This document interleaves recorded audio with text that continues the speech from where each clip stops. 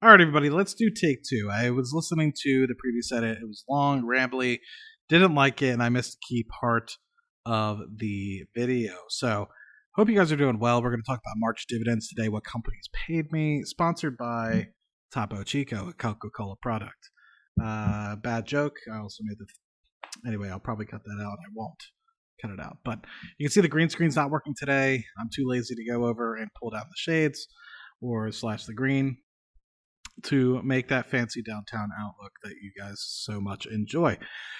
Let's just hop right into it, man. I guess one of the things I want to highlight specifically is we're down year over year in terms of dividend income, and some of you guys might be surprised by that. But first and foremost, a lot of you guys are following my journey, and you kind of are knowing that I'm in a transition from individual stocks.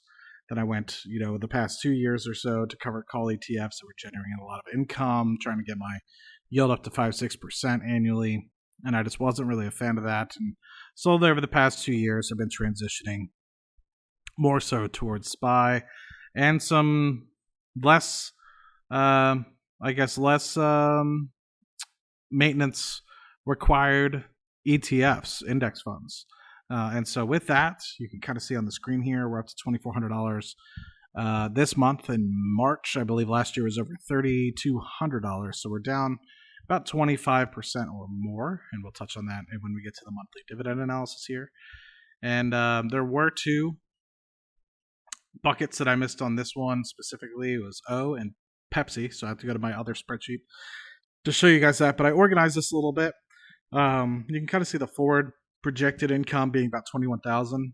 I think that's off as well, just because I don't have the effective dates in here, and so didn't sell BlackRock, didn't sell J&J, so those are missing, and I believe a few others are missing as well. But let's just hop right into it. Let's look at the companies. Let's talk about it a little bit. BlackRock, up to 10 shares of that, yielding me about $47 a quarter at this point, so I'm pretty ecstatic that that's going to be continued into the portfolio. I really am thinking about potentially consolidating more of the portfolio and putting more into BlackRock, but the price just hasn't gotten down to where I want it to as of yet. It was in the low 600s, which is the best I'd seen in a while, so I did buy like half a share rather recently just to get it above the 10 share mark, hoping that there's some sort of, share split or something like that in the future. Devo, $153 for the month, and I also got $152 for early April. Then you have Jeppy, $314 for the month. J&J, $237 for the month. I think we're getting to the 250 mark here pretty soon on J&J for that. Royal Dutch Shell, $467 for the quarter. Was able to reinvest that, get 7 or 8 shares.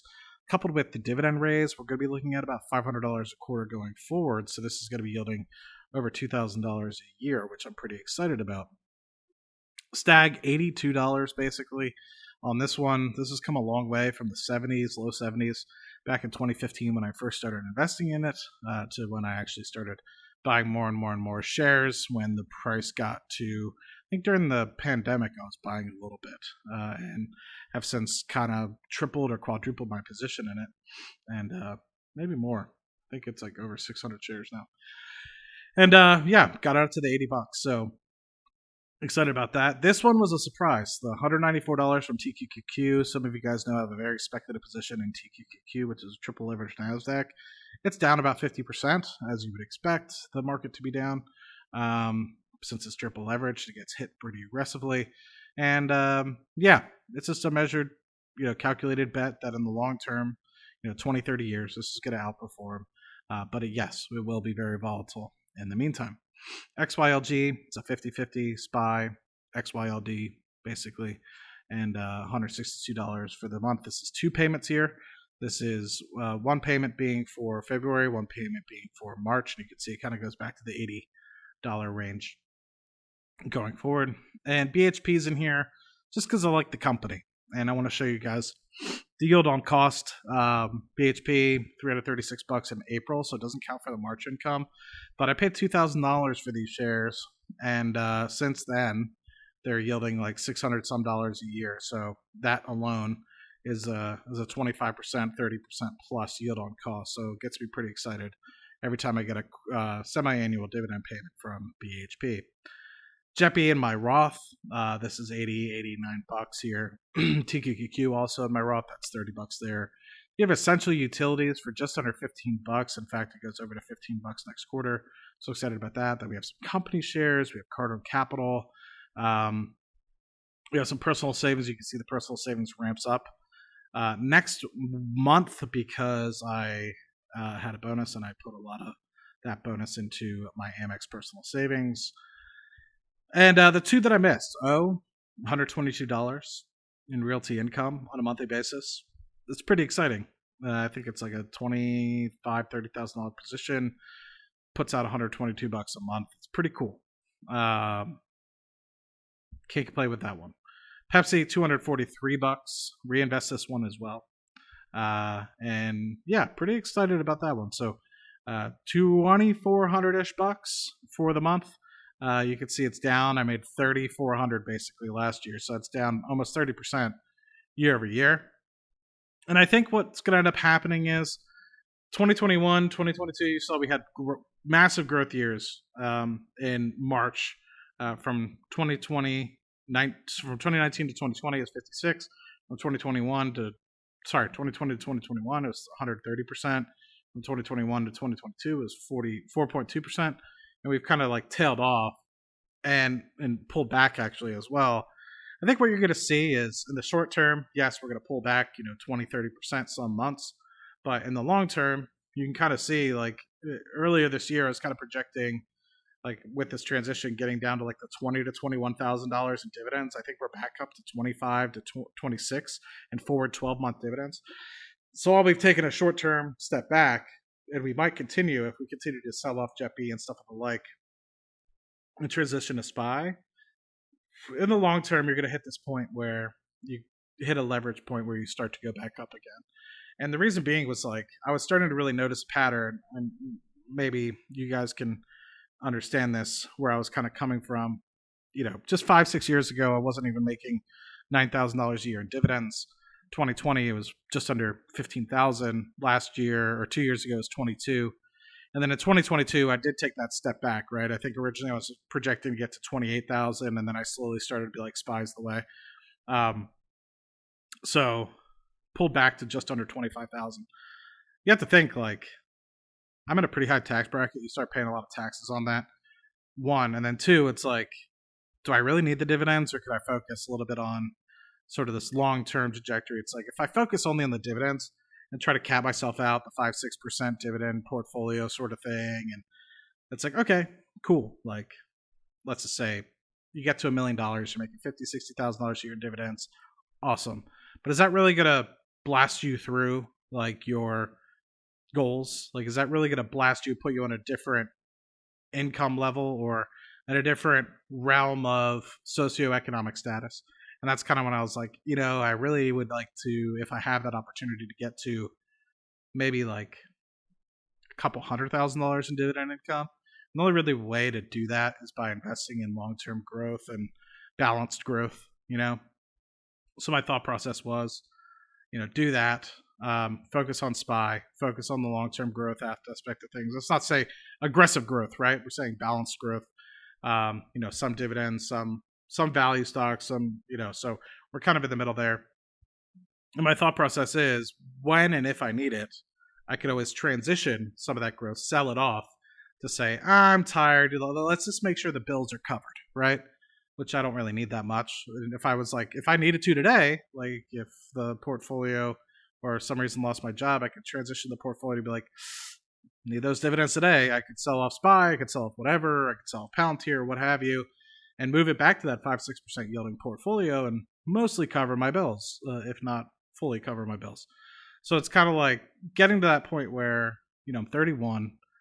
If I retired today, I'd be probably pretty bored. So I need to figure out what's the next trajectory point. And I don't think it's a 5-6% yield dividend portfolio unless it's really necessary. So that was kind of the thought around that. But with that, that's kind of the portfolio. $2,400 for the month. I went through realty income. I went through Pepsi. Really, I guess I'll leave you with the following, which is one of the goals that I really have for short term for a lot of these positions is getting them to, every time I get a dividend, I want them to be equivalent to about a share per quarter. So, for example, Pepsi's yielding or about $1.70 or $175 a share. So I want to make sure I have enough where I get over 175 or $200 a quarter to be able to reinvest them back into that. That's what I have at Pepsi. That's what I have at Johnson & Johnson. That's what I have at SPY. Where SPY, I was like, short term, I was like, I really want to get a share per quarter and reinvest the dividends. That's really badass to get, a share per quarter in SPY. So I was like, I want to get close to 500. So that's where I'm at now. I'm getting close to 600 a quarter in SPY dividends, and we'll kind of see where it ends up in April because I think that's when we get it. But that alone, you think about it, it's like, wow, a share of SPY yields $5-6 a year, maybe $7 a year. So every quarter, Matt's getting another $5 to $7 in dividend income from his SPY.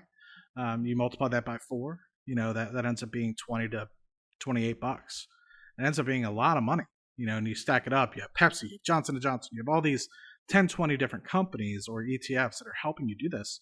And you start to realize, $25,000 reinvested at 3%, you're looking at $750 just of additional income that you're getting just by reinvesting. And then say you get a 5% portfolio growth or dividend growth with that, you're looking at 8%. So you're looking at,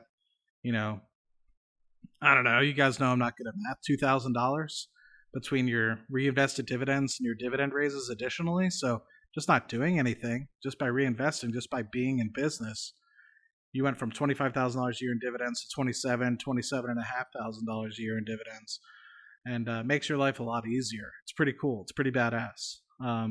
You should try it if you haven't already. But what I was recognizing was trying to grow it at 50-60% a year.